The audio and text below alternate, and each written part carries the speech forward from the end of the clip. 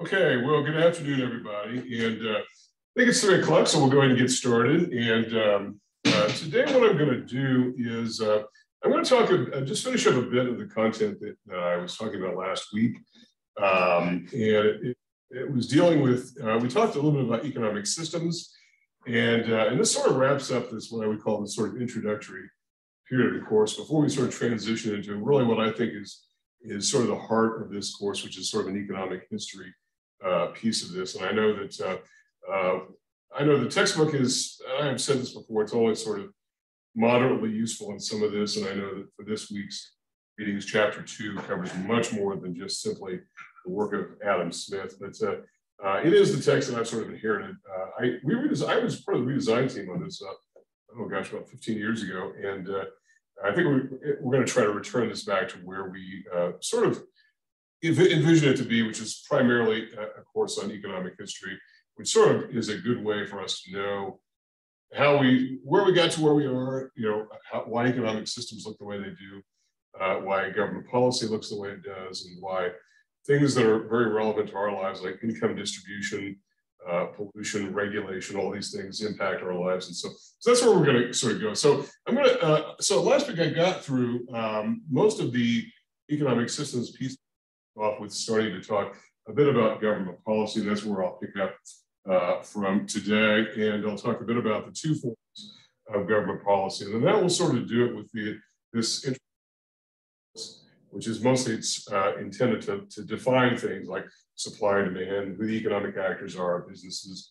households, governments, that kind of thing. And so we'll get through that. Then we'll sort of get into, we'll talk a bit about some economic thinkers. And I noted in the announcement on Monday that we're going to talk about really 3 main early economic thinkers, Adam Smith, David Ricardo, and Thomas Malthus. And I don't know that we'll get to Malthus today. And I've got some PowerPoints on those, and I'll probably post those next week, because as I was looking this over, I sort of realized that I had missed a step here, I think, and that was I wanted to include of Marx, Karl Marx, and Engels. And I know that, and I'm not saying that necessarily take to his work or be a real adopter of Marxian thinking, but I think that he's had such an important role, such an outsized role, really almost everywhere in academia and so many political systems around the world over time. And I think it's probably worthwhile to talk about him. That way, if for no other reason, you could say, this is what I do not support, is these Marxian ideas of revolution and overthrow of capitalist systems and against private property and all that. But I do think it's important. Plus, his writing partner, Friedrich Engels, is probably even more compelling in my mind, because I think you'll find that interesting. He wrote an interesting bit on marriage and family, which doesn't sound very much like economics until he makes the point that it was very much that marriage itself was sort of a contrivance in his mind as a way to hand down property. And that does have definite economic implications. And so I think you might find that to be an interesting discussion as well. So we'll sort of get to that. Before we get to this piece on Keynesianism, which comes a little bit later, and then we'll talk about some of the classical economics. And I deliberately built in some room toward the end for this sort of thing. Now, initially my thinking was, well, I built in some room so that if some current event happened, something really major happened, we could take a week and talk about that, whether it was a spike in the oil prices or something calamitous happened like widespread bank failures, which, by the way, all of which have happened in the last several years. We'd have the opportunity to do that, but I think this is a good good opportunity to do this, just to talk, if for no other reason, is to lay out the contrast between Smith and Marx, and then Marx and some of his later followers. Okay, so we're going to get to that. So if you look in the Brightspace page for this, oops, wrong way here. And I've got the transcription on. Hopefully everybody can see that in case you can't hear me, oops, that well. And I'll try to tighten this up a bit. So what I've got in addition to what I'm going to talk about today, the PowerPoint slides you'll see next week, I will come back and post them for week 5 and also for week 6. Week 5 dealing with Smith, Ricardo, and Malthus. But I've also got some videos. These are YouTube videos. They don't require a password. They're non-password protected. This is in the week 5 module, the week we're in right now. And I think you'll find those to be reasonably short. I think about around 6 or 8 minutes, with all of them. The one on Ricardo, I have to say, I have seen better videos on Ricardo, I will tell you that. I was up very late last night trying to curate good Ricardo videos. This is really the best one I could find, and it's of an economist, and she talks a lot about some things which are a little bit beyond where we want to go in this course, like production functions and whatnot. So as we get toward the end of that, maybe 2/3 of the way in, it begins to be, it's better than some of the other videos I saw, but Ricardo himself, though, was the guy who was really starting to take economics to the next very technical level, even beyond where Adam Smith was taking us. And so we'll talk a bit about him today, okay? Look for those, so check those out and see what you think. And then I think what I'm going to do here is probably around week 6, I think I'm going to introduce not only Smith or Marx and Engels, but then after we get into talking about some of the classical economists, I think I'm going to probably make another addition to some of that as well. So that's where we're going to go for right now. So are there questions for me about anything? And now's a good time. I know I sort of encourage everybody to mute themselves, but if anybody has any questions they'd like to ask for the class, feel free to do so. Okay, well, excuse me, let's talk about where we are with respect to government's roles in the economy. I know I had this is some housekeeping and some tying up loose ends from last week, talking about some of these introductory topics.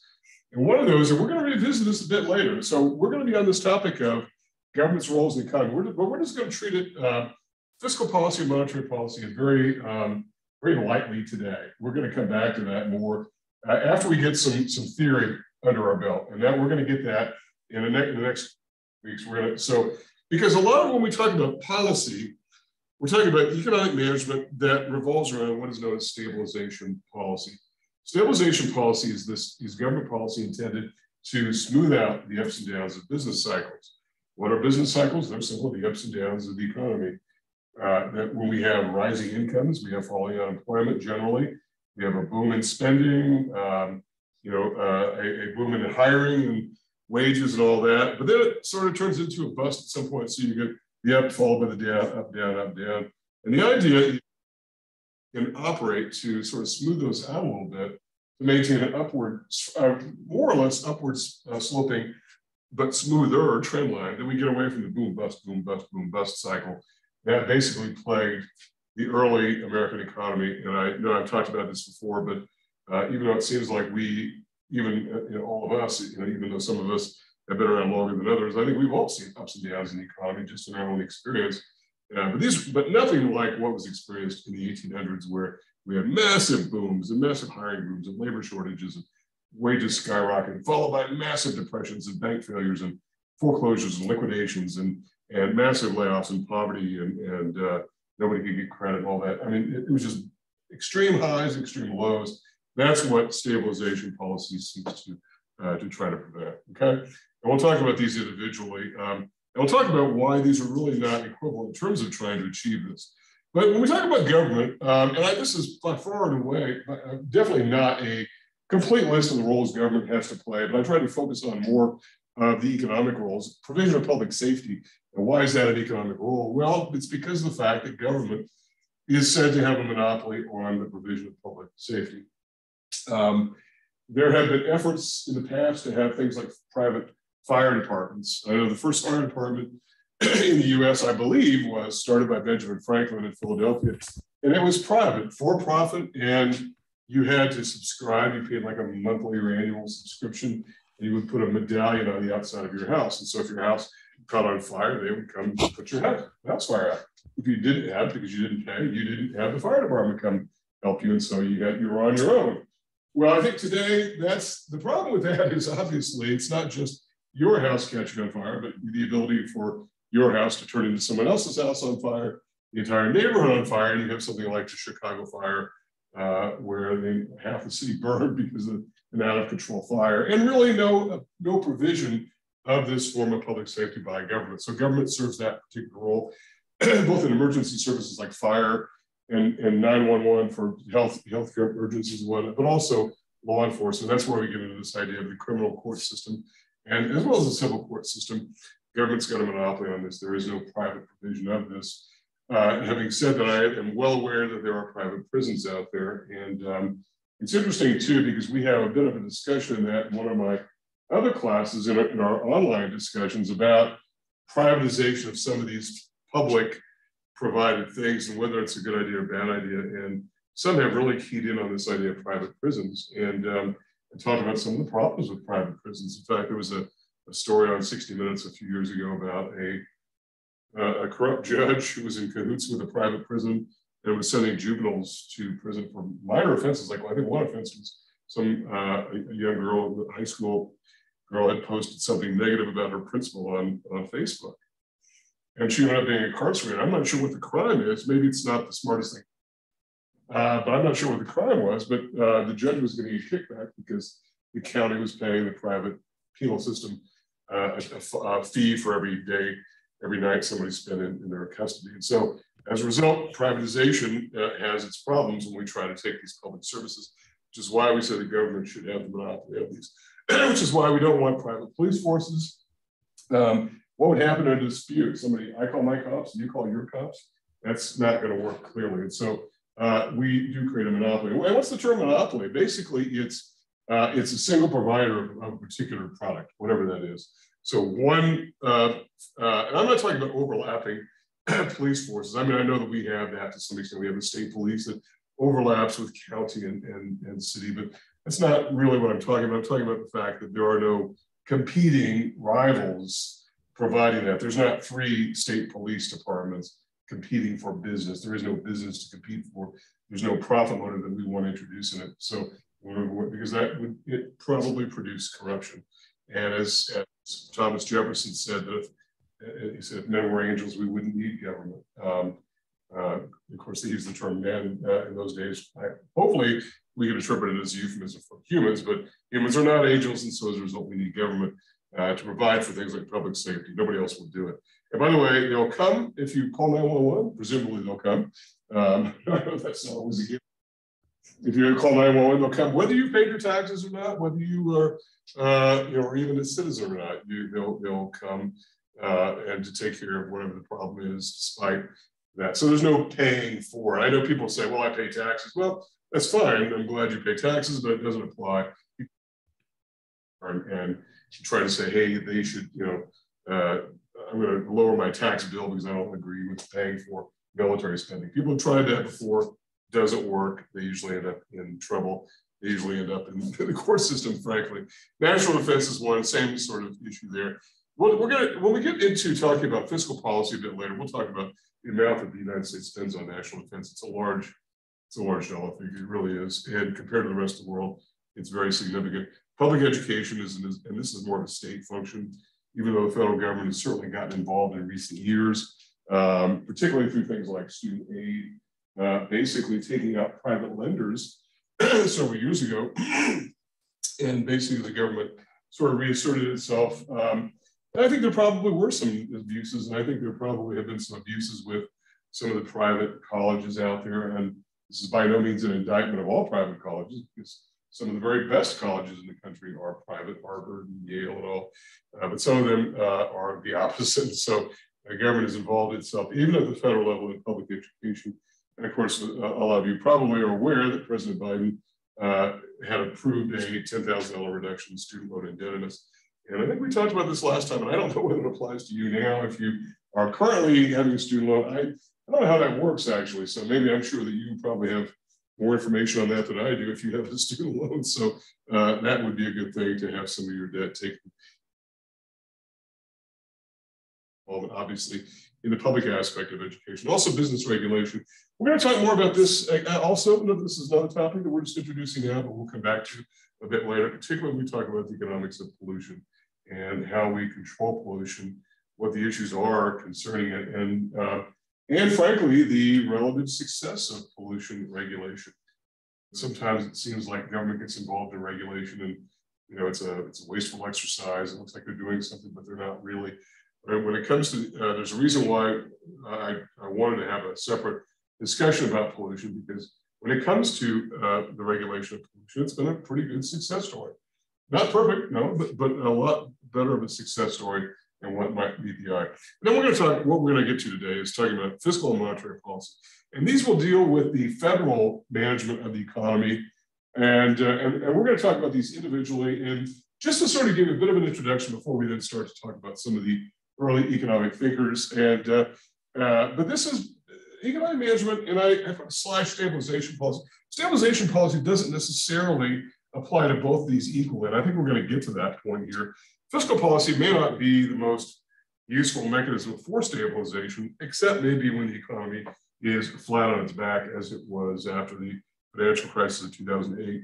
Monetary policy is usually the preferred tool, and we're going to introduce what these are. And then a little bit later in the course, once we have a little bit of theory involved, we're going to circle back to these topics. And why are we going to talk about them now? Well, I wanted to get to the theory piece because so much of this and so much of government in general deals with politics. I know that doesn't sound like a particularly brilliant statement. The government is in the politics business. Well, it is, but these are influenced heavily by politics. And you may have one administration that comes into office in Washington that has a particular view on tax policy, for instance. And then that person's term is over, that president's term is over, the new president comes in and has a very different view of it. And so as a result, these are not consistent over time. Also, with respect to monetary policy, that may change over time. The president gets to nominate the people who run monetary policy. And there's been some change in thinking of how we control the money supply and whatnot. And also, we're going to circle back to this a bit later because I do want to talk a bit about the financial system that's going to be necessary to have under our belts and what money is and what it does and what money is not. And we're going to come to that. But let's talk about these individually. Economic management of the management of the economy by the government. And I want to make clear this is primarily the federal government. I know that we talk in the circular flow model about government. We say that we break out the actors. We say that the public sector is composed of government and all its agencies at both the federal and state level. But primarily, this is a federal government issue here. And why? The reason why is simply because of the fact that states really can't do this. Yes, states have their own budgets, that's for sure. And when we talk about fiscal policy, one way to think about it is the budget function, okay? And yes, states and cities and counties have their own budgets, but it doesn't apply to stabilization, which is where we're going to go. But we're going to primarily focus on the federal government here because it's easier to compare this part of fiscal policy with monetary policy, which is strictly a federal operation. There is no money supply, the Arkansas issues or California issues, it's obviously all one. So we talk about fiscal policy. What's the definition? Government management of the budget function. Taxation, T, we're talking about dollars of tax and government spending, G. In other words, in that circular flow model, this is money coming in, so an arrow flowing into government and an arrow flowing out of government in the form of government spending. And when we come back a bit later in the course, we'll talk about some of these elements of government spending, which I think you'll find to be somewhat interesting, particularly when we talk about things like defense spending, which is a very large component of our national budget expenditure, and also things like Social Security, which is not part of the expenditure, but which we're sort of led to believe is, and we hear from politicians all the time about Social Security and how it's eroding the budget. And in reality, Social Security does nothing to the budget whatsoever. It's what we call off-budget activity. It's got absolutely nothing to do with our deficits or surpluses. It is a separate system. And by the way, it's solvent at the moment. Yeah, it's probably got some issues that needs to be tweaked down the road. But there are some fixes that we'll talk a bit more about that as we get later. So in the US, it's the responsibility of elected officials, and that is Congress and the president. So in other words, 536 people, 535 members of Congress and one president are responsible for fiscal policy.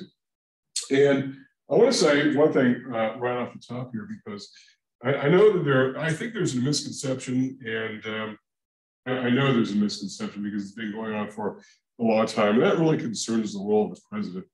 And I think probably if you talk to the average person on the street and ask, who runs the U.S. economy, they would naturally say, well, Joe Biden, right? The president of the United States, or whoever the president is, whether it's Donald Trump or Barack Obama. It's the president of the United States. Well, not really. And we're going to make the case, because it is that presidents have a fairly minor role to play in running the economy. In fact, I would put the president as the junior partner in this relationship between this joint responsibility, Congress and the president. I think in most cases, Congress probably takes a much bigger role. That's a lot of what Congress does day in and day out. The president's lots and lots of jobs and has to deal with pretty much everything at various times. And so it doesn't, focus strictly on the budget policy, and neither does Congress, I realize, but Congress spends much more time fixated on that. And the fact of the matter is, oftentimes presidents will go along with Congress. Keep in mind that President Biden, and he got a lot done, frankly. I mean, I know that his approval ratings, they popped up a little bit in recent weeks, but they were kind of suffering over the summer, which is common for presidents over summer times. I don't know why that is. I know President Obama's approval ratings always tanked in the summer and picked back up in the fall and winter. I don't know what that's about. I really don't. That would be, political scientists may have an idea. And so maybe it's good for Joe Biden that the weather is cooling down. But he did take a bit of a hit to his popularity. And I don't know really why, because he's been very successful in getting a lot of things done. And but I will say this, he did have to omit something with regard to his tax policy. That was trying to tax investment firms that are taxed at a much lower rate than other corporations. And it basically came from his own party. And so if you think the president is the seated partner in that, I think the evidence is not strong. And in fact, all presidents, Republican, Democratic, and whatnot, do not have that much control of the economy. When we get to the next topic, monetary policy, they have really almost no control, minuscule amounts of control, because the only control that the president really has is appointing members to the Federal Reserve Board, and that's it. And once they're there, they've got very long terms, 14 years. They will outlast any president's term. And so as a result, they don't answer really to the president. And I think that's something that's very interesting. So when it comes to government economic management, we need to solve this idea that the president is the Wizard of Oz, behind the curtain, flipping switches and turning knobs. That's really not the case. And so the presidents get lots of blame when they don't deserve it. Okay, and they take a lot of credit. On the other hand, they do take a lot of credit when they also don't deserve it. So, being politicians, that's what you might expect. But I just want to sort of make that clear. So let's talk a bit about the budget function and what it's about. And I want to talk about budget balances. We'll talk just a bit more about this a bit later in the class. Not a lot. And if you end up taking macroeconomics, you'll certainly get much more of this. But when taxes that is paid coming into the government and equals the amount going out, we say the budget is balanced. And obviously, we're talking about trillions of dollars of taxes and government spending. So you're probably not ever going to balance to the penny, but when they're more or less equal, we say the budget is balanced. When taxes are greater, money coming in exceeds money going out, we say the budget is in surplus. And when money coming in is less than the money going out in form of spending, we say the budget is in deficit.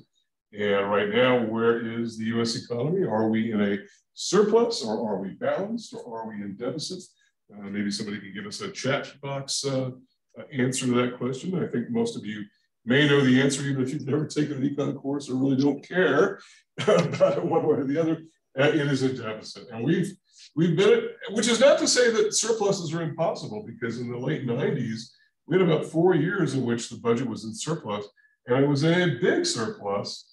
And I think it surprised a lot of people, because I know that I studied economics sometime before that. And I remember having econ professors when I was an undergraduate who said, we're probably never going to balance the budget. We're probably going to be in deficits as forever, because Congress really could never, they always want to spend more than what they take in. It's just the nature of things. They always want something new for their district. They want a new hospital. They want a new, want a new wing on a building of a university library somewhere. They want something. There will always be a deficit, but instead we had very large surpluses. But then we cut taxes in the early 2000s. We went back into deficit. We've been there ever since. And so we are in a deficit situation.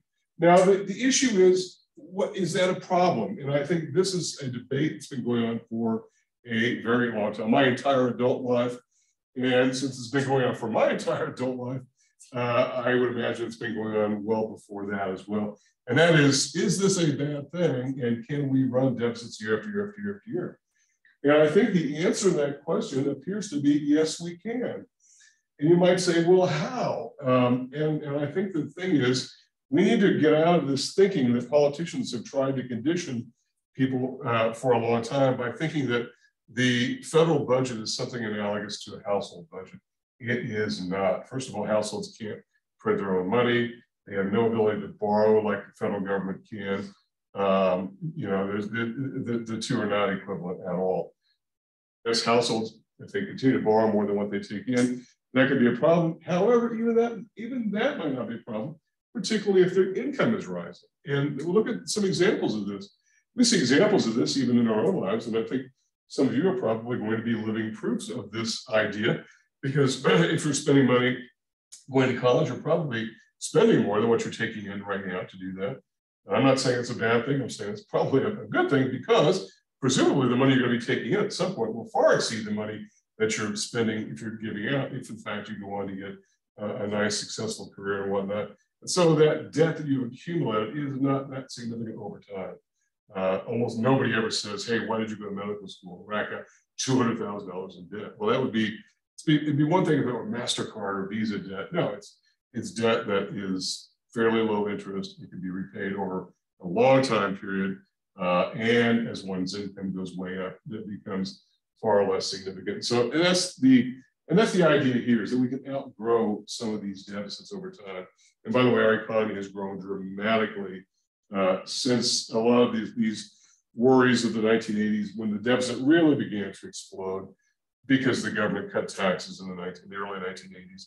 And so as a result, T was far less than G, and we had a big and we've been mostly on that trajectory ever since. The question is that a big problem? And we will probably refer back to that a bit later. But what I want to talk about before we move on to monetary policy is this. I want to talk about taxation, because to me, that's probably a more important piece. It's certainly, I mean, if economics, and I've said this, I think on the first day of class, if one of the reasons to study econ, if there's any one reason beyond helping you in subsequent courses, is to make it relevant to your lives, certainly taxation is relevant to your lives, no question about it. And here we're talking about federal taxation, and we're talking about federal income taxation primarily. I know taxation is a fairly deep subject.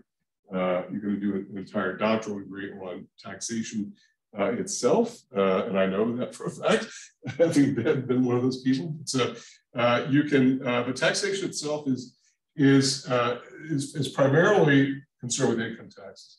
Yes, I know there are property taxes paid at the local level, state income taxes, state sales taxes, excise taxes paid on things like tobacco and gasoline, but we're talking primarily about income taxation. And there are two main principles that have sort of competed over many, many decades for this, and for the idea of who should pay taxes and how much should they pay. There is no answer to this question. There's no right answer. And why is there no right answer? It's because it depends upon our values and our particular orientation. And one of these beliefs is the idea that those who get the most in benefits should pay the most in taxes. That is, you should pay your way somehow. That if you get some sort of public relief, then maybe you should pay more in taxes. In other words, you should pay for what you get from the government. Here's the problem with that. That maybe it sounds like a great idea.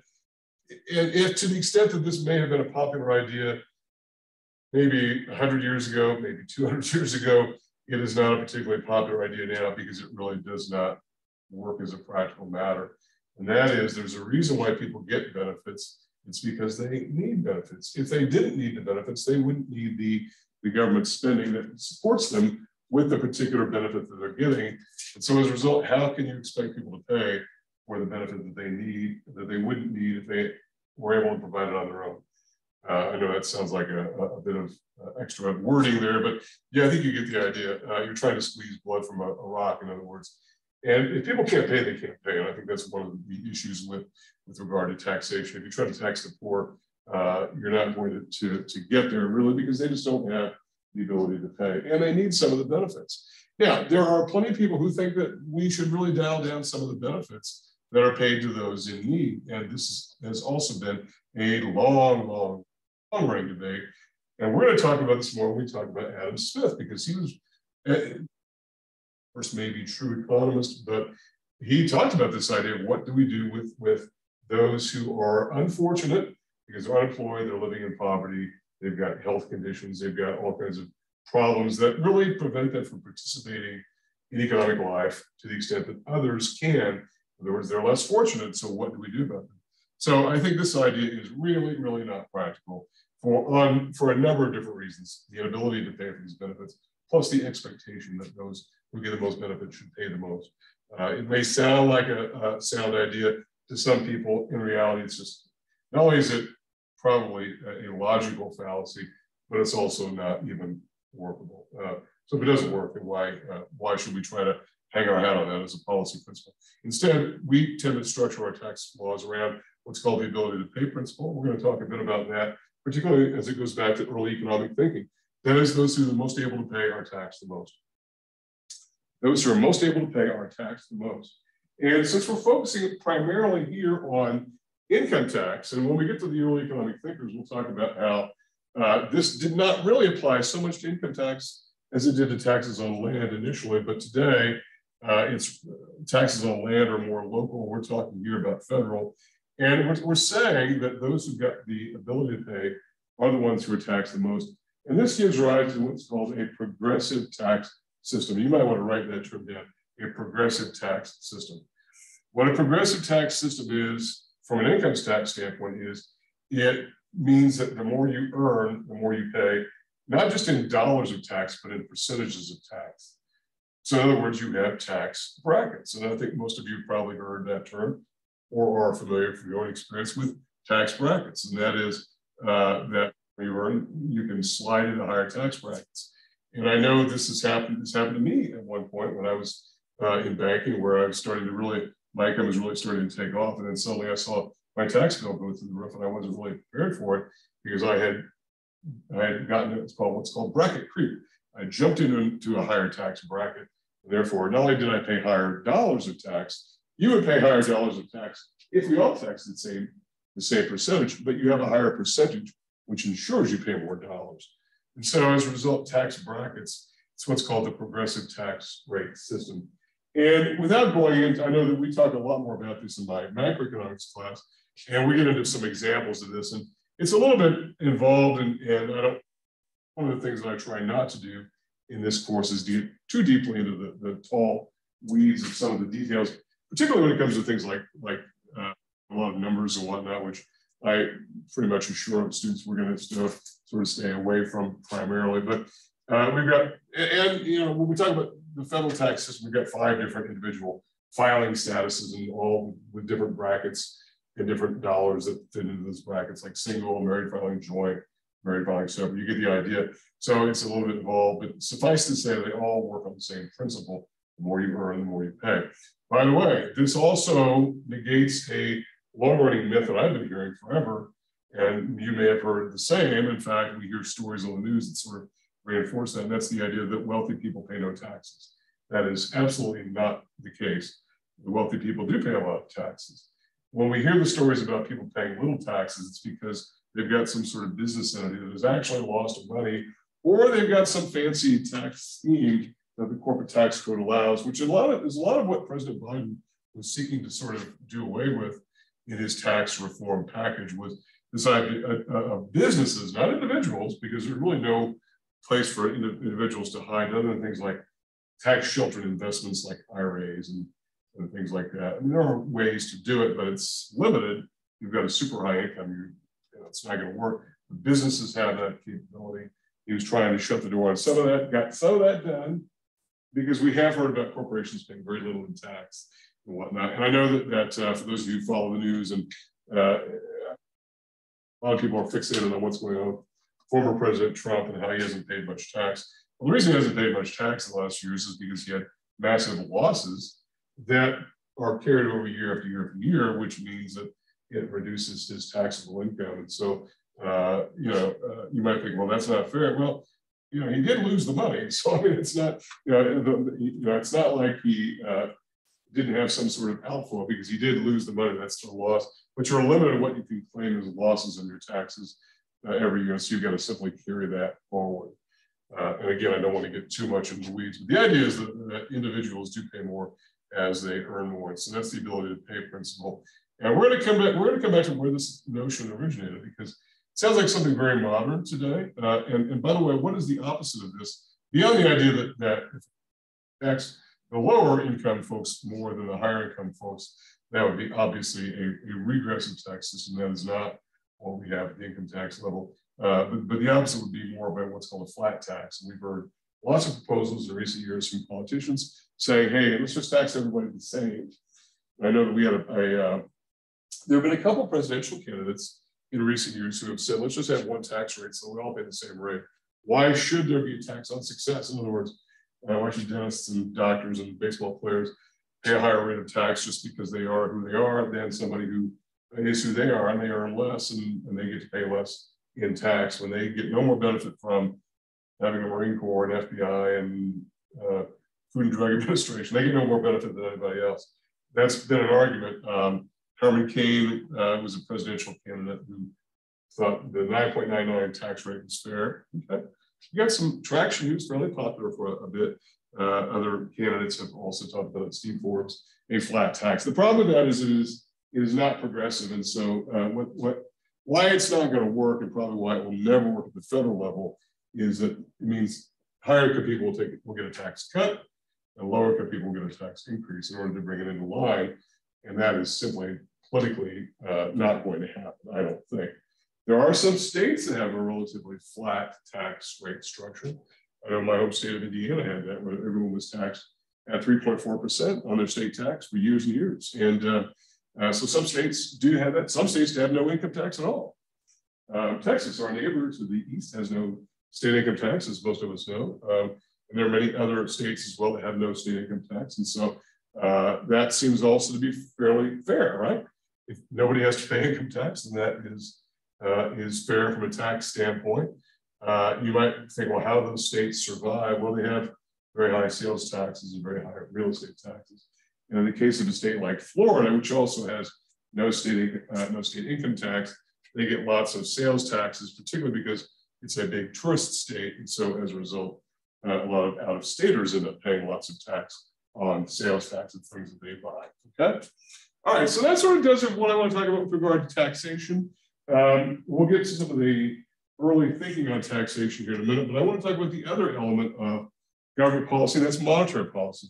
And this, we're only going to have a bit of an opportunity. There's a lot going on with this in terms of details, and I do want to get into the theory a bit and also get into some introduction to some of the other details like finance and the money supply before we get, but I do want to sort of introduce these because I'm sort of laying out some of these frameworks. And by the way, there's a reason why I'm even talking about fiscal and monetary policy now.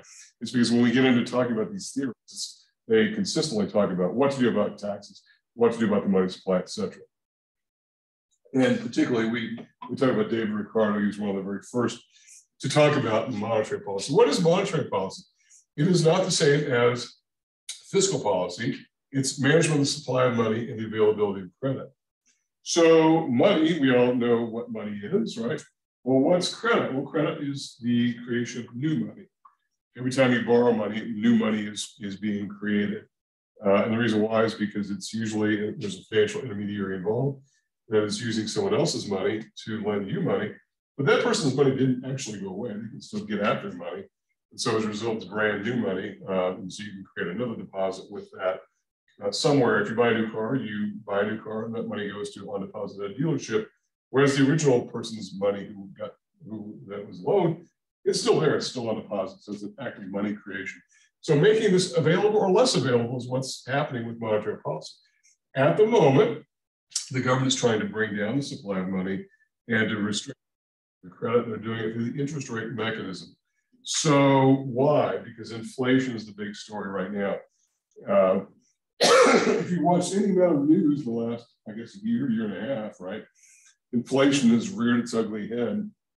And honestly, I've been teaching for 28 years, and inflation is, we've talked about it. We've always talked about inflation, but we've usually said inflation has been fairly well contained over the last few years, mostly because of the success of monetary policy.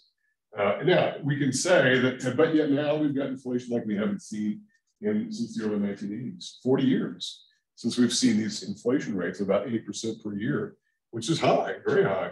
And it's not really a lack of effectiveness of monetary policy, although there is no shortage of criticism of this agency called the Federal Reserve. And anybody who has worked in the financial industry like I have, or who follows the financial press, will see just a multitude of opinions about the Federal Reserve. There's probably no organization that's subject to more debate,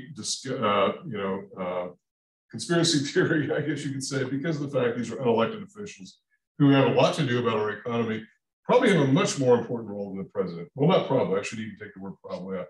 A much more active role in the economy on a day-to-day basis than what any president does, just by the way the structure of our government is. Because the president has nothing to do with the supply of money and nothing to do with raising interest rates to choke off credit, which is what's happening at the moment. And by the way, if you need any evidence of the fact that this is working as intended, parts of the economy that rely heavily upon borrowed money to fuel demand are really suffering. Everything connected to real estate. Real estate is not going very well. We're seeing home prices start to come down because the red hot housing market is no longer quite as red hot. It's cooling off. Construction is coming to a screeching halt in a lot of areas of the country. Construction is really down a lot. Borrowing is down as a result of this, and so it's having the desired effect. The actor here is the Federal Reserve, and we're going to talk a bit about what the Federal Reserve is and what they do. It's basically composed of members who are appointed by the president. They have very long terms, 14 years. They have a chairman and a vice chairman, both of whom have 4-year terms, and so they get subject to renomination and renewal by the president's authority, and they're confirmed by the U.S. Senate. But once in their positions, they really don't have much accountability. And in fact, I was not even aware until the last administration, presidential administration, President Trump, where he, I think, had sort of threatened to fire the chairman. And a lot of us, even those of us who do this for a living, thought, well, you cannot fire the chairman. It's not possible. But apparently he did, as the president does have the authority. Now, the president President Trump did not follow through on that, that threat. But apparently he did have the legal authority to fire the chairman, but he had to have some kind of reason. And he was displeased, I think, with something. I can recall what it was, but for the most part, they operate autonomously. By the way, they take this autonomy very seriously, and we have seen in the past where presidents have wanted the Federal Reserve to do something, usually lowering interest rates, making money more available, et cetera. And the Federal Reserve has decided to go the other direction, and they've done it, basically knowing that they were running afoul of the president, but that's, they take great pride, I think, in asserting their independence. They're not subject to the political whims of Washington, that they're doing what they think is best for the economy, okay? All right, so let's just sort of compare these before we sort of move on a little bit to talk about early economic thinking and whatnot. And I'll sort of, before we get to the thinkers, I'll sort of lay out the economic landscape. But when we talk about the effectiveness, we're going to say that I want to talk about, is monetary policy the answer to fiscal policy? Because we're going to say that there are some shortcomings in fiscal policy. Among them are the fact that it takes Congress and the president a long time to make decisions. And what if they never make a decision? It is often the case that there is no solution to a problem because we have divided government. Maybe the one party controls one or both houses of Congress, and the party opposite controls the White House. And if they can't agree on something, then nothing gets done. So fiscal policy often has this difficulty. And so monetary policy is often looked at to be a better tool. And so, in other words, monetary policy is faster because you don't have these political disagreements. And in fact, the Federal Reserve, what's called the Open Market Committee, will vote, and it's a simple majority that will vote on what to do. And so if there's disagreement, then that's fine. There's disagreement, but the majority will win.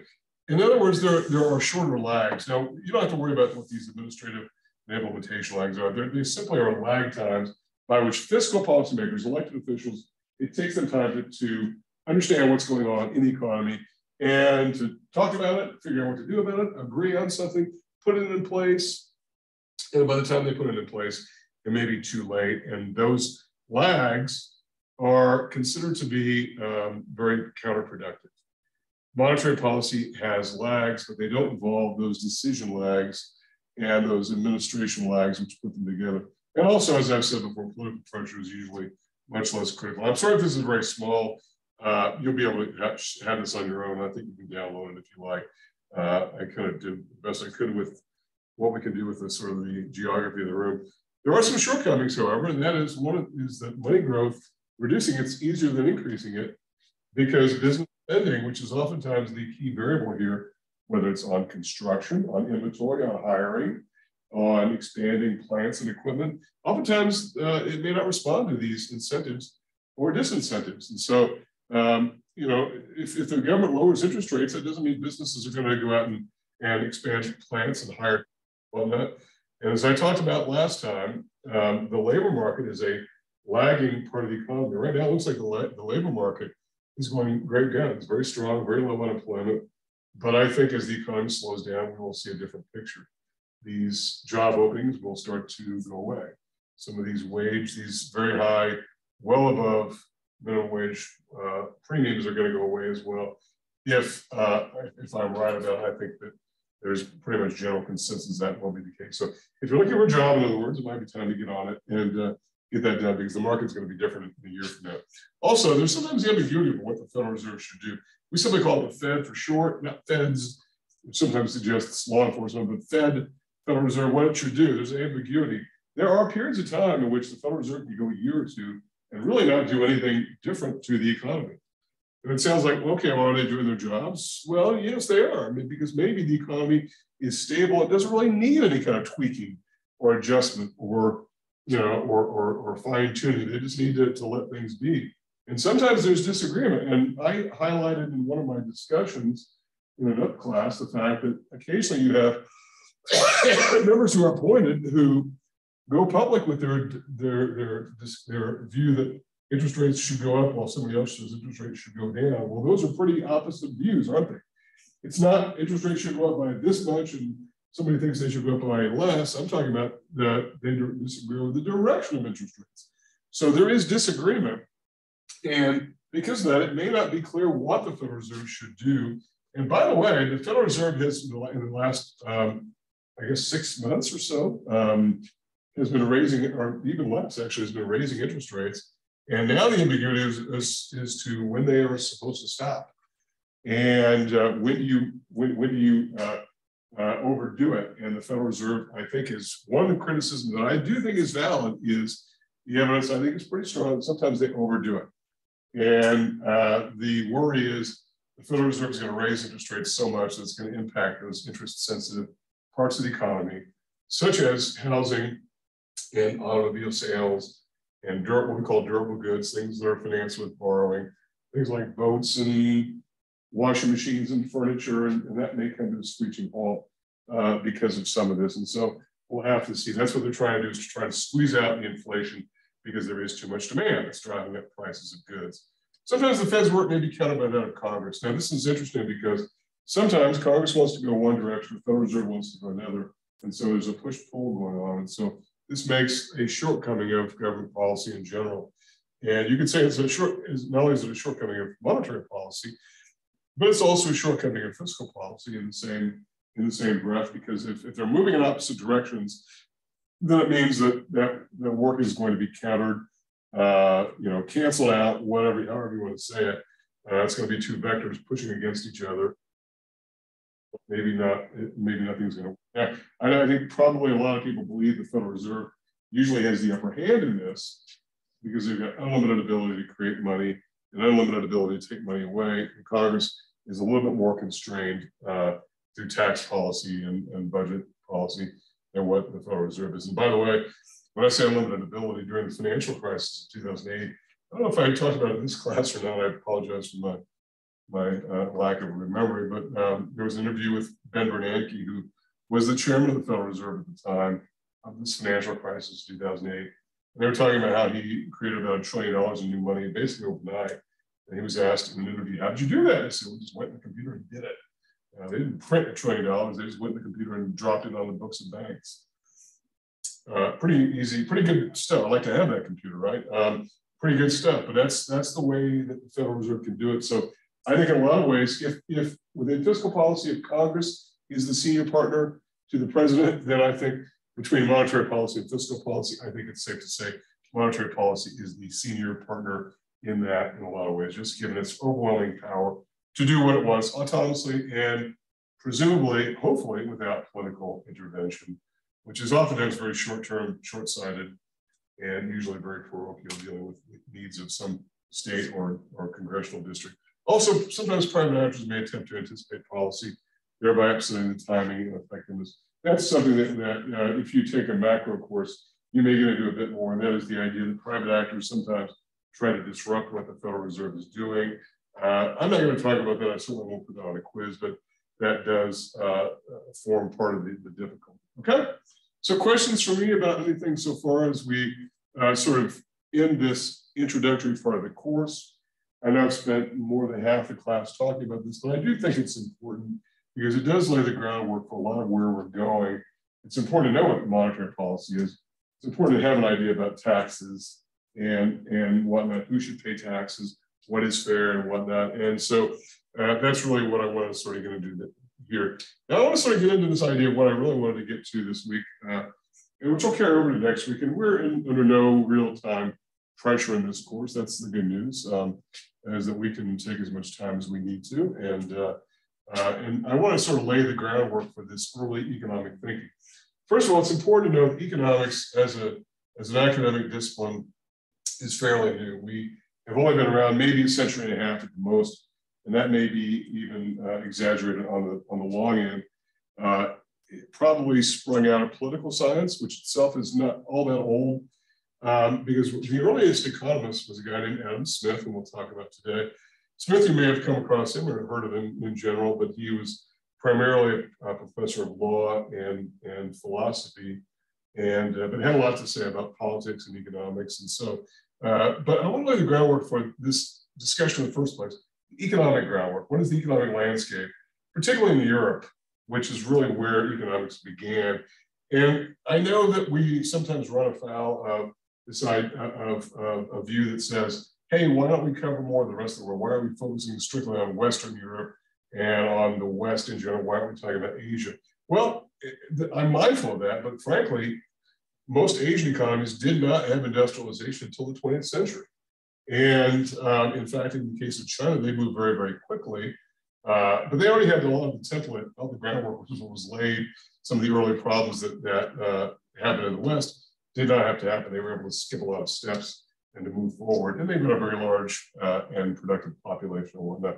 So we are mindful of that the East really, the Eastern Hemisphere, really did not have an industrial revolution until much later in the 20th century, certainly not in the 18th and not in the 19th centuries.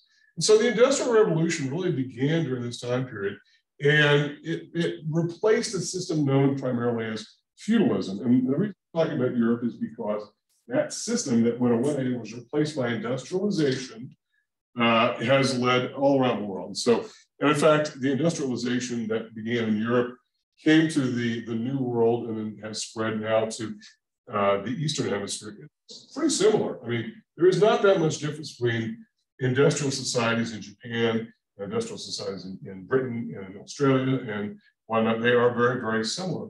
Yes, culturally they're different. They speak different languages and different currencies. I get that. Different political systems and whatnot, but the economic organization of business firms producing for profit with shareholders and whatnot who expect to earn a return, that is very, very similar. And this all began as the old order began to fail. That was a feudal order.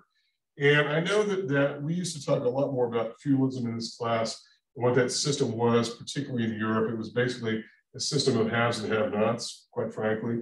There were really only three classes of people: the monarchy, which is very, very tiny, obviously, the aristocracy, which was pretty small too, and then everybody else. And the everybody else would include some people who were more free than others, some were more bound to a feudal lord that was in the aristocracy and whatnot.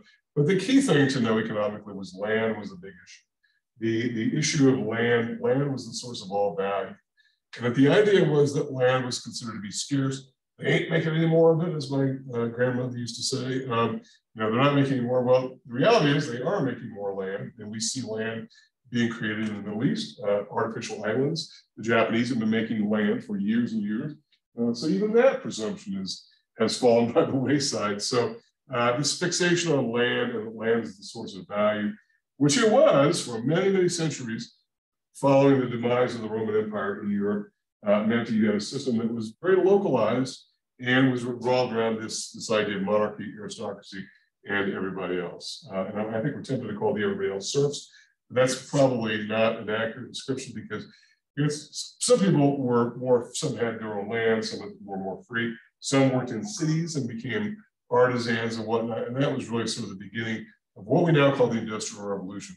The Industrial Revolution has been described so many times, and it's such a big topic. It really would cover an entire course. It'd be a course that I would love to teach, actually, because I think as an economic historian, I can tell you that this is probably the most radical thing to happen to humanity throughout our entire existence. And it's only been happening for the last 200 or so years. This idea of what? People leaving home to go to work. And not having anything to do with working the land at all in most cases, working for somebody else, being paid a wage, having your own private property if you can get it, being able to save and invest and make your own decisions. That is all a product of industrialization. And it resulted from a lot of causes. And one that I did not include here was, quite frankly, one that is not so pleasant to talk about, but is frankly plague after plague that beset most of the world for many centuries, primarily the 14th century onward, throughout that and the following century, where huge populations were wiped out because of the bubonic plague, the so-called Black Death. And as a result, what did it do economically? I know it sounds maybe grotesque to talk about what are the economic effects, who benefited. I know that doesn't sound like a particularly pleasant or friendly conversation, but as economists, that's our stock in trade. Who benefited, ironically, maybe ironically, is the working class, because there were fewer of them and wages began to skyrocket to the point where the wages became high enough that a lot of these people were able to buy their own land. Because land, again, was the source of wealth, they began to be wealthy. They began to engage in artisan crafts, like making things like household items and apparel and whatnot. And by the way, industrialization really began with the apparel industry, the textile industry, that is making clothes. And so today we take it for granted. We've got clothes after clothes after clothes, but that was not the case for many centuries, where people maybe only had one or two outfits to wear all the time. And and that would be the way that they lived their lives. Today, well, you come to my house and see what my wife and I have, and well, especially my wife, she loves clothes and whatnot. But that's we've got much more variety as a result of industrialization. So that was one of the causes that I did not include. There was the idea that wages skyrocketed because there were fewer workers, and there was fewer demand, less demand also, but there was really demand for workers who could do things. And as a result, wages began to rise. But also urbanization, that was the movement away from this feudal system toward living and working in cities and being able to have professions like law and medicine and accounting and doing the kinds of things that took you away from the land. That's what urbanization did. It would take people away from land-based production. And urbanization has got problems of its own. Among them is the idea that does then bind us together more economically. You could theoretically, and my grandparents' experience even showed this.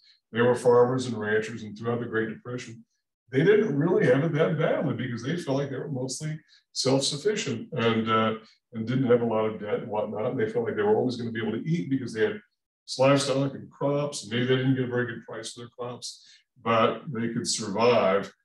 Where in an urban setting, well, you don't have the ability to have livestock and crops. And so as a result, that interdependentness, particularly on government, really began to be felt. And for those who thought the government should not involve themselves, they were really running down the wrong road, because government needed to involve itself with stabilization, because people are now more urbanized. Like most of us today, 80% of the US population lives in an urban or suburban area that is around what we call a metropolitan statistical area. 80%, and it's growing all the time. People have been leaving the rural areas for a long time. And I know we've heard some stories during the pandemic about people leaving some of the higher income cities like New York and San Francisco, moving to less expensive places, but they're still primarily, they're not moving to Hobbs so much and to Mountain Air. They're still moving to other cities. Also more intact central governments, more effective central governments.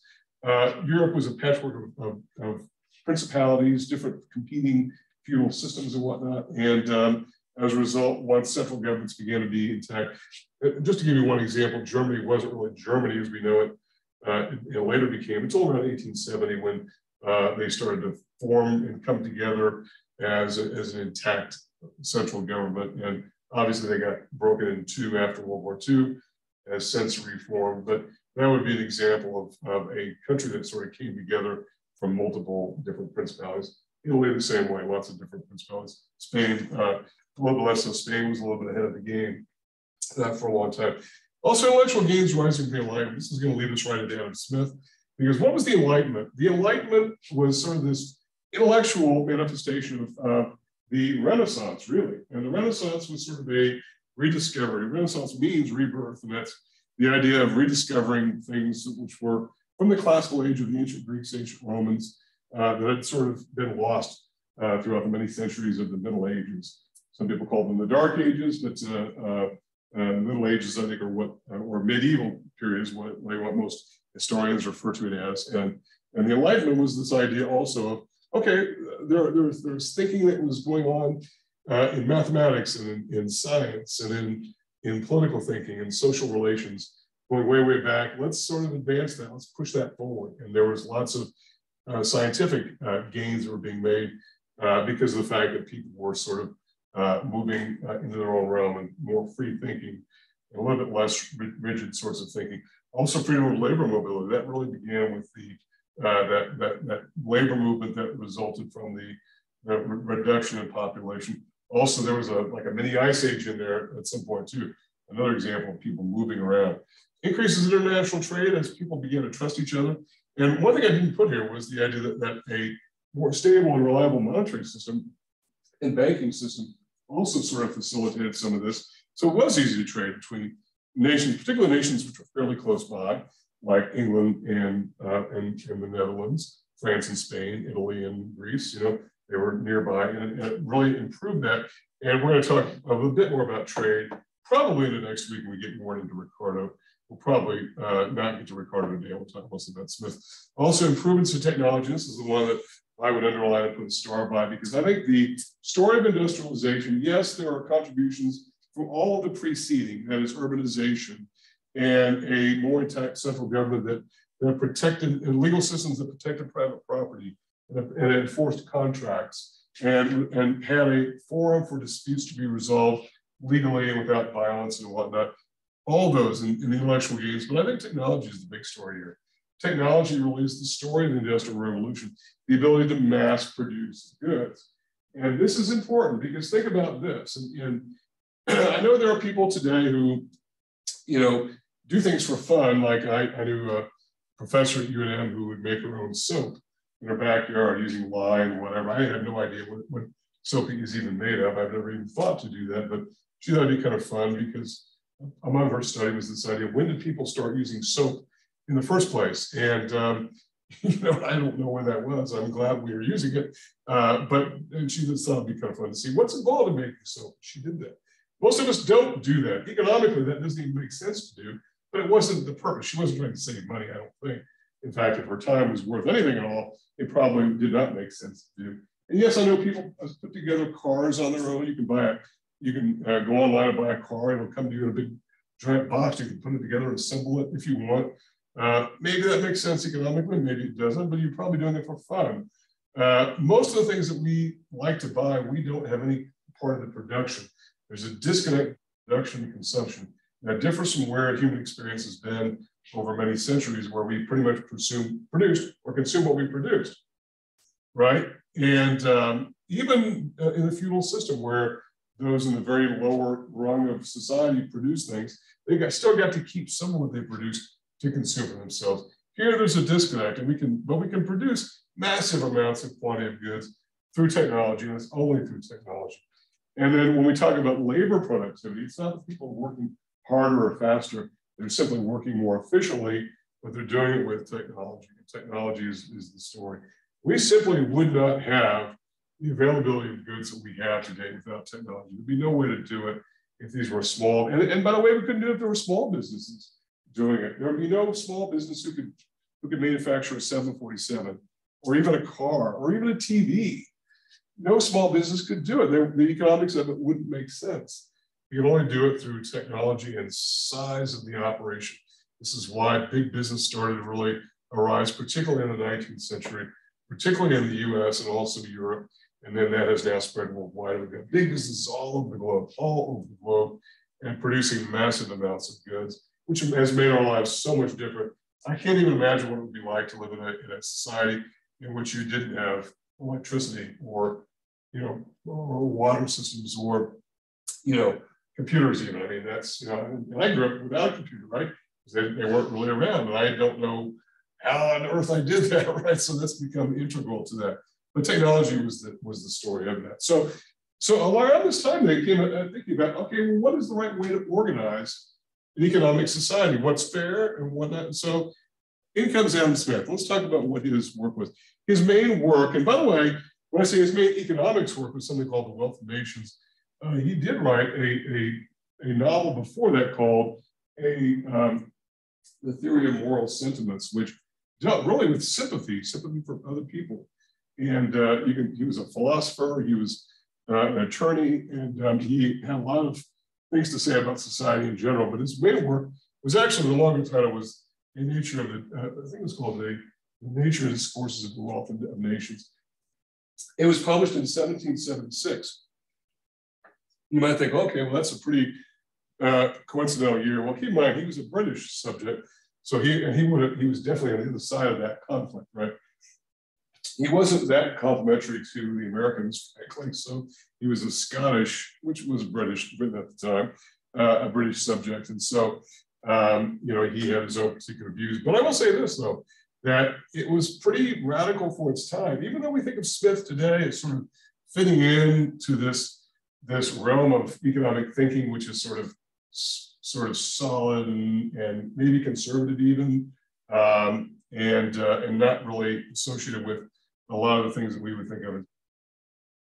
I think he was well ahead of his time. Particularly, he did have a lot to say, particularly about this idea of efficiency of markets and about the idea of progressive taxation, so that those less fortunate economically could have some benefits. So what are some of the ideas that Smith talked about?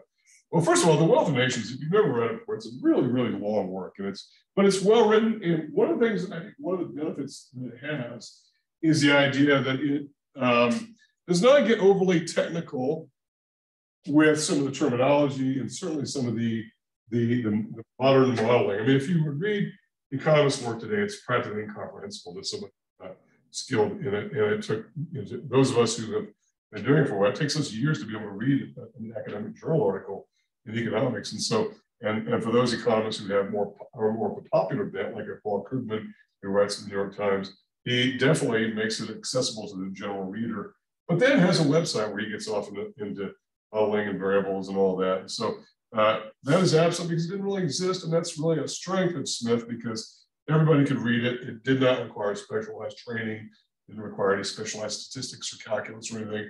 And so everybody could read it. But one of the big takeaways was this idea of the division of labor and how this is important. And one of the videos actually, I think, elaborates on something which is very coincidental, because it's something I've been saying for years in classes. And that's the idea that in the labor market, we all do very specialized things for the most part. Yes, I know there are people maybe more of an entry level whose jobs are ill-defined because they are there to do whatever needs to be done. And their wage is sufficiently modest enough that it's not really that big of a deal if they don't even show up. But they're there to do things like errands and move things around and clean, maybe things like that. But for the most part, though, that's a small portion of the labor force, because once you get out of that sort of entry-level area, you begin to be specialized to the point where even within occupations and that are not considered professions, it's difficult to even talk to people about what we do, because it's so specialized, and people have no idea sometimes what other people do. Even husbands and wives sometimes really don't know what their spouse really does during the day, because they just don't have the background. That is essentially the case. My wife is not an economist. She really has, I think she's taken one econ course in her life. So we don't talk about economics. And so that's fine. That's fine with her, actually. But specialization is this key. And by the way, as the economy grows, and he was big on this idea of hitting on what today all economists from all orientations politically, that's left, right, and center, would agree is the goal. That's economic growth over time. Smith was the very first to say, let's just continue to grow. It makes the pie bigger, and we can distribute it. We can all be better off. That is this metaphor of the rising tide lifts all boats. I think there's a lot to be said for it. He called that the invisible hand, which today sounds a little bit, laughable, maybe a little bit nondescript. What do you mean by invisible hand? Sounds sort of mystical or supernatural. All he's really saying is that growth can make everybody better off if we continue to grow. And as we do that, we divide up our labor more specialized. Think about this. And just take something that we all know about sports, right? Or most of us, right? Even if we don't follow football, I think we all know that the quarterback also does not play defense, right? And if the kicker doesn't catch passes, I mean, maybe in rare instances you might see it, or maybe accidentally would be forced to do it, but instead they do what they do, and they do it very, very well. To the point where there are very few people in the world who can do what they do. Race car drivers, there are very, very few race car drivers in the world, but they do what they do. And by the way, they probably would not be somebody to go to if you had a toothache. I don't think those are the people you should see, but if you want to know how to drive a race car, they're the people to go to. Even within occupations that we would consider professions, it's very fine. My brother, the first apartment he rented was from a doctor who was a surgeon. And to ask him what he did, and I said, I understand you're a doctor, because I met the guy once. And he said, because I'm a surgeon. And so, okay, I'm a heart surgeon. Not only is he a heart surgeon, but he's a pediatric heart surgeon. Not only is he a pediatric heart surgeon, he specializes in infant cardiac care for infants who are born with deformities of the heart upon birth. And there are very, very few people in the country who do that particular thing. That's how fine of specialization it is. And we get these finer delineations of jobs as we get growth going, to the point where this is why you've got somebody whose job in football is to kick the ball. That's it. That's all they do is kick the ball. Sounds like a pretty easy job, but I don't think it's quite that simple. If it were easy, we'd all be kickers, right? So I don't think it's quite, if it were that easy, we'd all be pediatric cardiac surgeons, right? So you get the idea, but that's what he was talking about. That specialty, I'm sure, did not exist in the 18th century when Smith talked about it, but he saw this coming, this idea of greater specialization. It's what we do, what most of us refer to as the division of labor. We do things that we do, and because we specialize them, we do them very, very well. We do them very well. And just to give you an idea, my mom worked in the legal profession for a lot of years and specialized in estate planning. And she worked for a firm that had mostly criminal lawyers, frankly. They did mostly criminal law, but they decided that when she left the prosecutor's office, they wanted somebody who really was interested in estate law. She was, and focused on that, even though she had a criminal background to begin with. Not a criminal background, a criminal law background prior to that as a prosecutor, but she focused and began to specialize in estate planning, and to the point where it became very, very specialized. And she then started to not really understand what was going on in criminal law and didn't know a lot of what was happening. And so, and conversely, when she retired, a lot of her former partners would call her and say, I need to know something. I've got this estate, and where do I file this? How do I argue this? What kind of paperwork? What statute would you look at, et cetera? You get the idea of focusing on very limited areas. Also, free trade. And this is something that is interesting because it's picked up on by the next theorist we're going to talk about, who is not really a contemporary of Smith.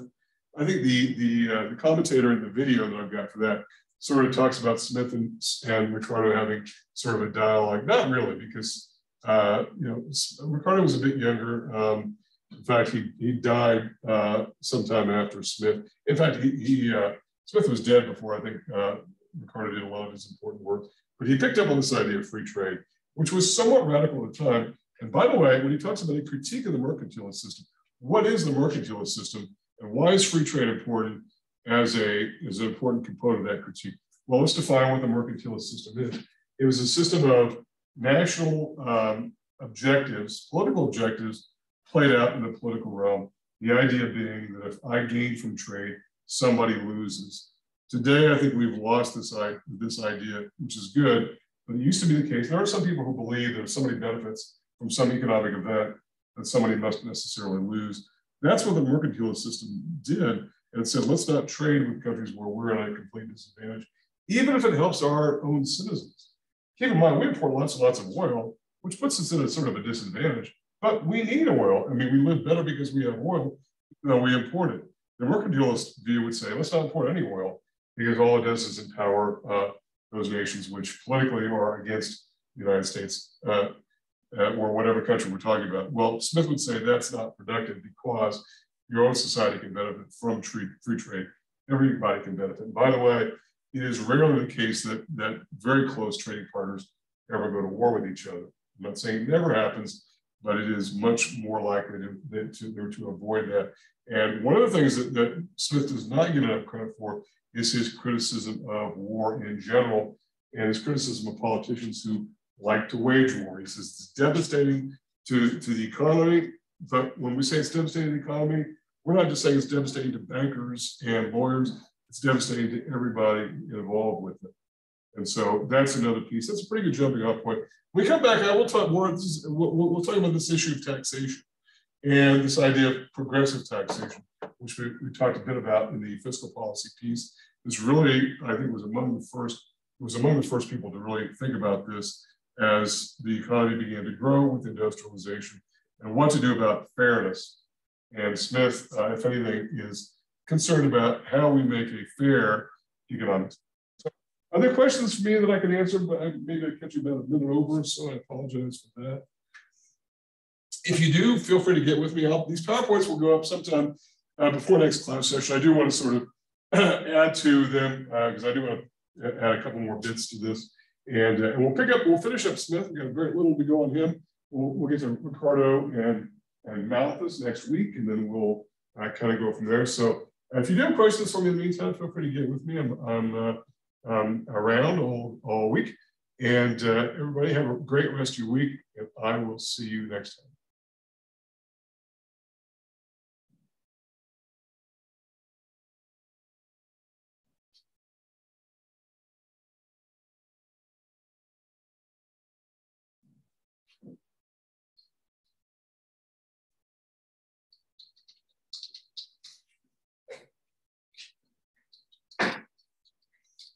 Also, Nicole, so one of the things I said in my email was as to the accommodations, because I know we talked about recorded messages, the time and a half on the exams and quizzes. Were there other things that I should be doing to besides that you might benefit from? I know in high school, I know probably college doesn't do this, but they did try to like take off some of the assignments to help lighten the load. I know college probably does not do that. I hadn't heard of that. Yeah. I think it's more of a time issue. But there are other accommodations depending on what is needed. In the face-to-face class, sometimes we have people on note takers and whatnot. But if there are, because I know there's quite a long list on that, a little bit longer list, but some of it doesn't apply because some of it has to do with this environment here as a face-to-face, which is not really the case. But like letting you take breaks and whatnot. Obviously, people can take breaks when they want. Yeah. You're not confined or anything like that. So. If beyond the time and a half, I'll try to make this recording available. I would make it available to you right away, but it's got to go through some sort of compression, and it takes a while to do. And I was a little bit late getting it to you because this room is a classroom, and so a couple times I came here and there were already instructors in the room. So but I'll make it available to you when I'm able, and also as the quizzes come along, I can sit those for extra time. I have been doing it. I'm gonna do quiz 2 tonight and then try to, or quiz 1, I'm sorry. If you can't get out, if it's not available, let me know. I'll make sure you can get, I'll just make it special access. Okay, thank you so much. Okay, that's good. You too.